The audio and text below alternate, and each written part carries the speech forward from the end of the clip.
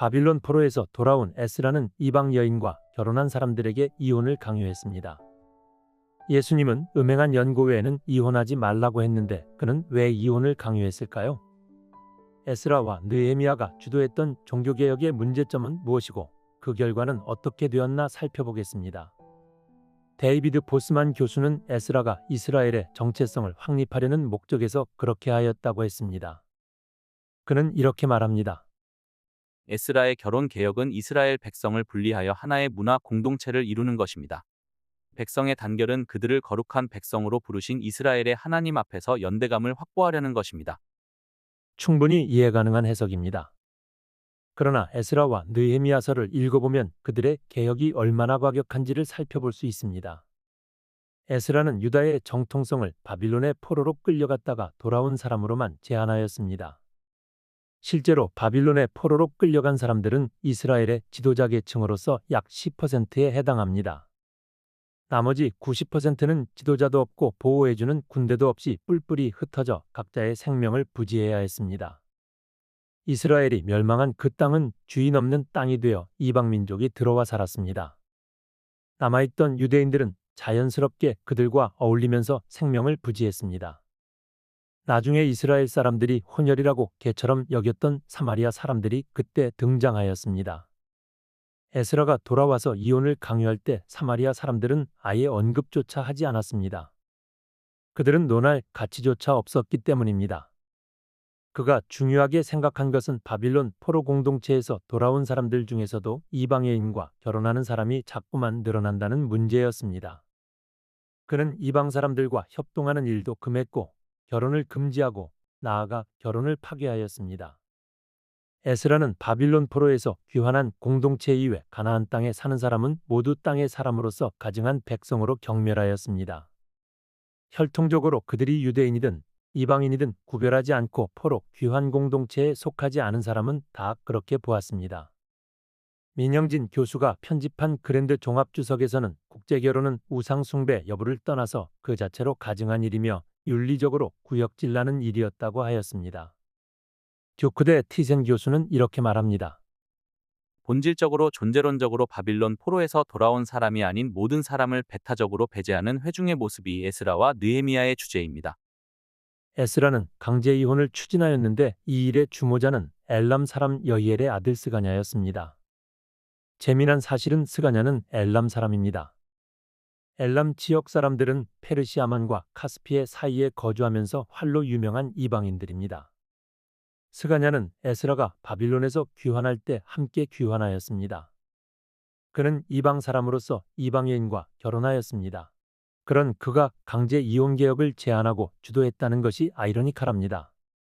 그는 에스라에게 이렇게 말합니다.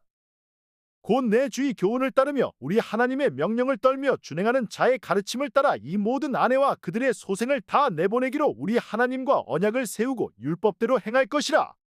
이는 당신이 주장할 일이니 일어나소서 우리가 도우리니 힘써 행하소서 하니라. 이 말을 듣고 에스라가 일어나 제사장들과 레위 사람들과 온 이스라엘 앞에서 이 말대로 행하기를 맹세하였습니다. 무언가 어색하지 않습니까? 바빌론 포로에서 함께 귀환한 이방인이 제안한 강제 이혼 계획에 에스라가 동조한다는 게 뭔가 어색하고 또 모순적이기도 합니다. 그 내용이 얼마나 과격한지 모든 아내와 그들의 소생 즉 자녀를 다 내보내겠다는 것입니다. 먼저 강제 이혼이 율법에서 말하고 있느냐 하는 것입니다. 신명기 21장에서는 전쟁에서 포로로 잡은 이방 여인과 결혼을 허용했습니다. 에스라의 결혼개혁 뒤에 등장하는 말라기 선지자는 이렇게 말하였습니다. 나는 이혼하는 것과 학대로 옷을 가리우는 자를 미워하노라. 음행한 연고 이외의 이혼은 성경에서 엄격히 금하고 있습니다. 에스라는 이러한 사실을 모두 외면했습니다. 에스라는 율법을 재해석하여 자기 입맛에 맞게 재창조하였습니다. 그 아내들에게 개종의 기회도 주지 않고 자녀들까지 다 쫓아내버린 것은 신학적 의미를 떠나서 윤리적으로도 맞지 않습니다. 그리고 이 일을 진행하는 중에 눈길을 끄는 표현이 나옵니다. 누구든지 방백들과 장로들의 훈시를 따라 3일 내에 오지 아니하면 그의 재산을 정몰하고 사로잡혔던 자의 모임에서 쫓아내리라. 3일만 늦게 와도 그 재산을 모두 강제로 빼앗겠다는 내용입니다.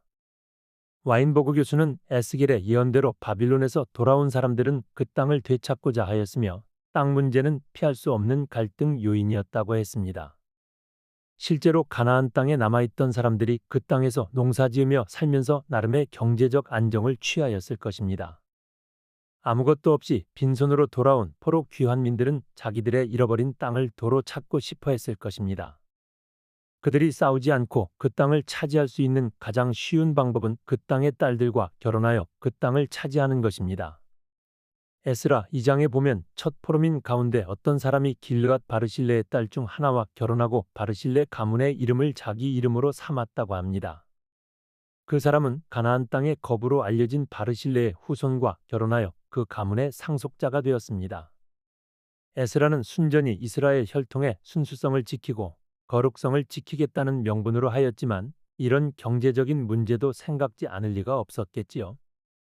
아무튼 이방 여인들과 그 자녀들은 여호와 신앙 공동체에서 모두 쫓겨났습니다. 그리고 그 후 국제 결혼은 엄격히 금지하였습니다. 이들의 배타성, 고립주의는 그 후 아주 엄격하고 보수적인 유대교를 만들게 되었습니다. 학자들은 에스라의 결혼 개혁 이전의 이스라엘과 그 후의 이스라엘을 구분합니다. 유대교는 에스라의 순혈주의에서부터 시작되었다고 봅니다. 그러나 과연 이들의 혈통을 중요시하고 배타적인 유대교의 모습이 정말 하나님께서 원하시는 모습이었을까요? 요즘 우리나라에 에스라 이후 유대교에 정통성을 부여하는 단체들이 여러 등장하였습니다. 예루살렘으로 돌아가자. 예루살렘이 회복되어야 한다. 시오니즘이 마치 기독교인 것처럼 말하는 단체들입니다. 물론 저는 바울이 로마서에서 말한 것처럼 예루살렘이 회복되어야 한다고 믿습니다. 그러나 그것은 유대인이라고 자처하는 사람들이 예루살렘으로 돌아오는 것을 회복이라고 말하지 않습니다. 몸이 돌아온 것이 무엇이 중요합니까? 그들은 여전히 예수님을 거부하고 핍박하는 무리들인데요. 과거 바빌론의 예루살렘이 무너질 때 그들이 보인 행태와 전혀 다를 바가 없습니다. 바울이 말한 것은 그들이 지리적인 예루살렘으로 돌아온다는 뜻을 넘어서 그들이 마음으로 예수님을 영접하고 진실한 모습으로 돌아오는 것을 말합니다. 그러므로 그들은 아직 한 걸음도 하나님 앞으로 돌아오지 않았습니다.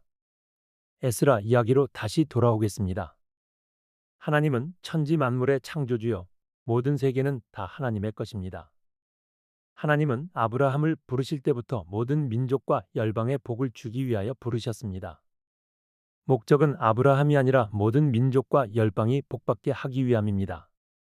하나님은 그 일을 위하여 끊임없이 이방 백성을 포용하고 수용하십니다. 이스라엘이 이방과 섞이면서 신앙을 잃어버리고 자신이 감당해야 할 목적을 잃어버릴 때만 다시 순수성과 거룩성을 지키라고 요구하실 뿐이지 기본은 모든 민족과 열방을 향한 선교적 목적을 가지고 계십니다.